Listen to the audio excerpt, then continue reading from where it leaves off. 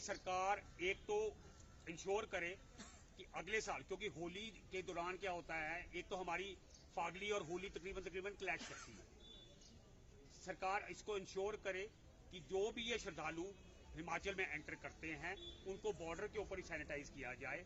सरकार ये इंश्योर करे कि वो हर चीज के कानून को पालन करते हुए आए। कोई भी गाड़ियां जो हैं जिसमें जो श्रद्धालु आ रहे हैं, जिन्होंने तो पगड़ी डाली है उनके लिए तो ठीक है, वरना जो बाकी लोग हैं उनके लिए हेलमेट कंपल्सरी हो, कोई भी मॉडिफाइड व्हीकल्स अलाउड ना हो। ये सब लोग ट्रिपलिंग चार एक लोग एक बाइक में आते हैं। सरकार इंश्योर करे कि इसका लॉ के हिसाब से इसको जो 2 लोग अलाउड हैं वो ही आए। सरकार इस बात को इंश्योर करे कि ये लोग, बहुत सारे लोग इसमें बुक्की और दूसरे किस्म के नशे करके आते हैं। सरकार इंश्योर करे कि इनकी, जैसे हम लोगों की जगह जगह चेकिंग होती है, इनकी चेकिंग हो और ये कोई भी नशे के हालत में ना आए। जगह जगह बैरिकेडिंग हो ताकि लॉ और कानून की व्यवस्था बनी रहे। हमारी सरकार से डिमांड है कि ये जितने, अभी 2 साल पहले आप लोगों को पता है कि मणिकरण में कितना बड़ा कांड हुआ था, जिसमें 70-80 गाड़ियां तोड़ी गई थी, इतने लोगों को चोटें लगी थी, इतनी दुकानों का आर्थिक नुकसान किया गया था। सरकार उन केसों को, और उसके बाद जब इस साल भी जितने जो केस हुए हैं जिसमें खालिस्तानी झंडे लगे हैं, इस साल आपको पता है कि साडा बैरियर के अंदर इन 30-40 नौजवानों ने साडा बैरियर के कर्मचारियों को मारा, साडा बैरियर तोड़ा और बिना पैसे दिए हुए वहां से निकल गए। विडंबना इस बात की है कि वो मणिकरण गए, वो मणिकरण जाके घूम फिर के वापस आ गए। वहां पे सीसीटीवी कैमरास लगे हुए हैं। अगर सरकार चाहती तो उन लोगों को इमीडिएटली अरेस्ट करती, और अगर सरकार ने ये कदम लिया होता तो एक बड़ा क्लियर मैसेज आता कि आप हिमाचल में आके कानून व्यवस्था को और इस तरीके की वायलेंस को सरकार टॉलरेट नहीं करेगी। पर हुआ क्या, अगले दिन जाके सरकार ने वीडियो कैमरास में से उन बाइक्स के नंबर लेके उनके ऊपर एक फॉर्मेलिटी के सेक पे एफआईआर कर दी। मैं गारंटी से कह सकता हूं कि सरकार, हमारी हिमाचल सरकार में इतना दम नहीं है कि उन लोगों को जाके पंजाब से अरेस्ट करके लेके आए।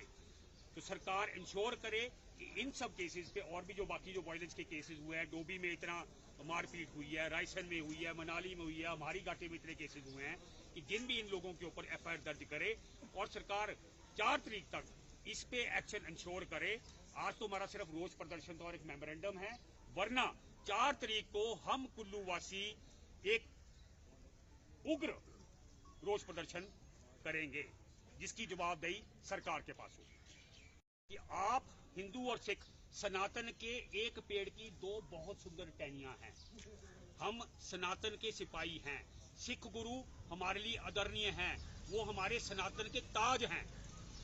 ये कुछ ताकतें जो कि जितने ये इंसिडेंट्स होते हैं, इसको हिंदू सिख का मुद्दा बनाकर एक गलत रंग देने की कोशिश करती है। हिमाचल और पंजाब का मुद्दा बना के गलत कोशिश करके हमारे सब लोगों की भावनाओं को भड़काती है। जैसे हमारे जो बिंड्रा वाले के झंडे बनाए गए, तो उन सब बाइट्स को तोड़ के ये दिखाने की कोशिश की गई पंजाब के अंदर कि हम लोगों ने निशान साहब को उतारा और निशान साहब का अनादर किया, जो कि एक भी हिमाचल वासी ने निशान साहब, ना हिमाचल वासी ना पुलिस ने, किसी ने भी निशान साहब नहीं उतारा है। हमने जो झंडे उतारे हैं वो खालिस्तान के झंडे उतारे हैं, और ये हम हर दम करते रहेंगे। और उन ताकतों को जो कि मेरे को पिछले 3-4 दिनों के अंदर कम से कम 2 से 3 हजार थ्रेट कॉल्स, जिसके अंदर मेरे को और मेरी फैमिली को एलिमिनेट करने की धमकियां, फोन के थ्रू, जिसकी पूरी रिकॉर्डिंग्स हमने पुलिस को सौंपी है। मैंने अपना फोन पूरा हैंडओवर किया पुलिस को। मेरे अपने मैसेंजर पे, मेरे अपने फेसबुक पे मैसेजेस के थ्रू एलिमिनेट करने की धमकियां, गाली गलोच, उसके भी हमने पूरे स्क्रीनशॉट प्रशासन के साथ शेयर कर दिए हैं। ये उन लोगों को मेरा बड़ा क्लियर मैसेज है कि वो ये ना सोचें कि मेरे को एलिमिनेट करने या किसी को भी एलिमिनेट करने की धमकियों से हम लोग डरने वाले हैं। हम डट के खड़े हैं। हम हिमाचल वासी वैसे शांत हैं, पर अगर हमसे कोई उग्र व्यवहार करेगा तो याद रखें, हम महाकाल के भक्त हैं। हम अपना फिर रौद्र रूप दिखाना जानते हैं।